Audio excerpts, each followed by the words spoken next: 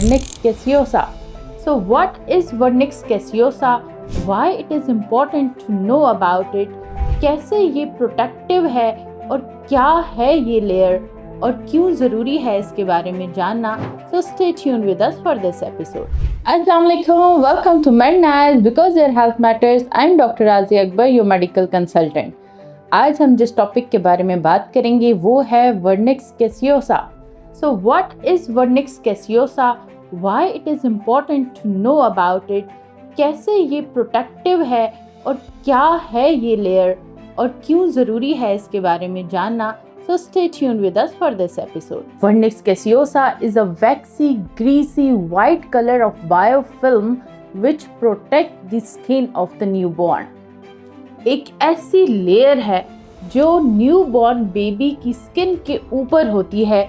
एक white colour की जमी हुई ग्रीसी कलर की लेयर होती है जो पूरे न्यूबॉर्न यानी बच्चा पैदा होते ही उसके पूरे जिस्म पे फैली होती है. तो ये किस चीज़ से बनी होती है, क्या ये ज़रूरी है, क्या इसको आम ज़ुबान में कहते हैं कि ये बेबी को गंध होती है जिसको साफ़ करना ज़रूरी है, क्या इसके पीछे कोई साइंस है?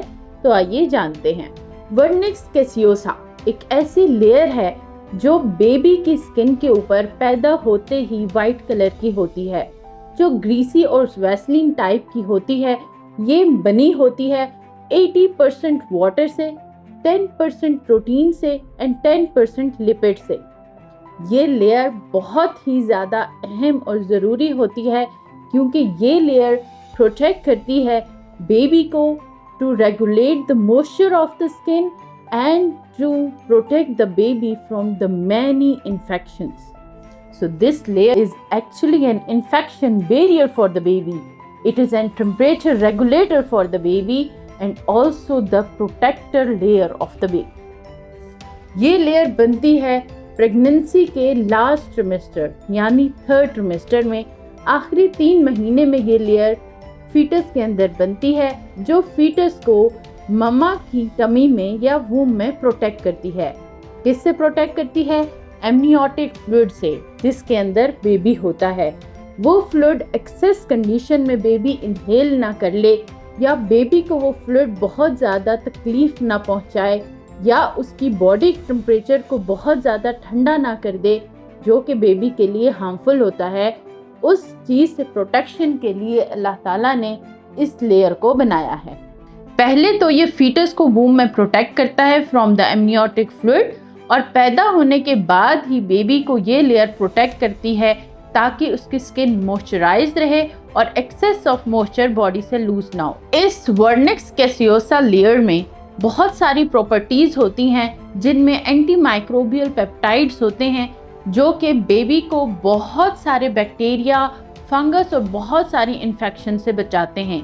जो ही बेबी पैदा होता है, न्यूबॉर्न बेबी इस दुनिया में आता है तो इर्द गिर्द माहौल से बहुत सारे बैक्टीरिया उसको इन्फेक्ट कर सकते हैं और बीमार कर सकते हैं. ये लेयर उस नन्हे बेबी को बहुत सारे बैक्टीरिया और इन्फेक्शन से बचाती है और उसको प्रोटेक्ट किए रखती है जब तक कि बेबी की स्किन इतनी स्ट्रॉन्ग नहीं हो जाती कि वो बाहर के टेम्परेचर और दुनिया के इस एनवायरनमेंट के मुताबिक ढल सके. Number 3 is thermoregulation.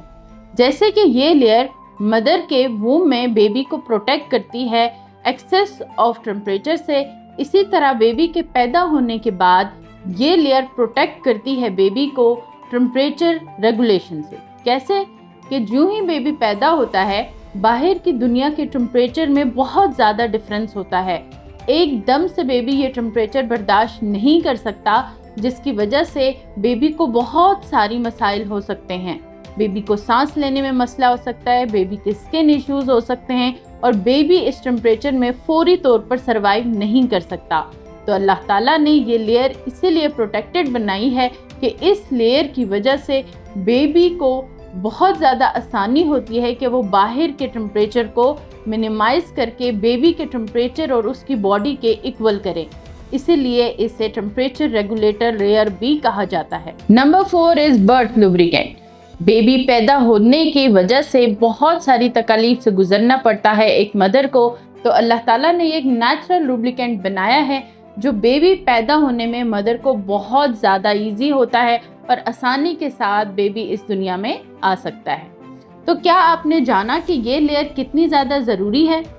हम अक्सर पैदा होने वाले बच्चों को रगड़ रगड़ के साफ़ कर रहे होते हैं और ये ऊपर वाली लेयर बिल्कुल साफ़ कर देते हैं। नर्सेस से, स्टाफ से या घर वालों से कहते हैं फौरी तौर पर ये गंद सारा कुछ साफ़ कर दें, बेबी को बिल्कुल नीट एंड क्लीन कर दें, शावर जल्दी से ले लें ताकि बच्चा साफ़ हो जाए।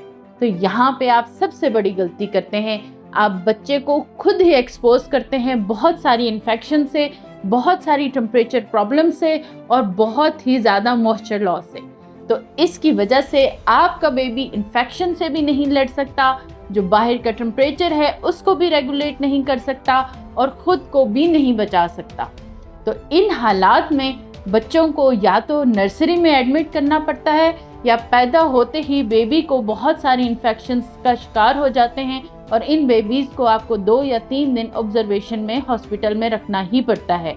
और ऐसे बेबीज़ अक्सर छोटी छोटी रीज़न्स की वजह से बीमार हो जाते हैं और बहुत सारे इन्फेक्शंस और बैक्टीरिया इन पे हमला करते हैं और ये बेबी अक्सर बीमार रहते हैं। सो आज आपने सीखा कि ये वाइट लेयर बेबी के लिए एक हिफाजती लेयर है जो अल्लाह ताला की तरफ से आपकी वॉर्म के अंदर बनाई गई है, जो बेबी को पेट में भी प्रोटेक्ट करती है और बाहर की दुनिया से भी प्रोटेक्ट करती है।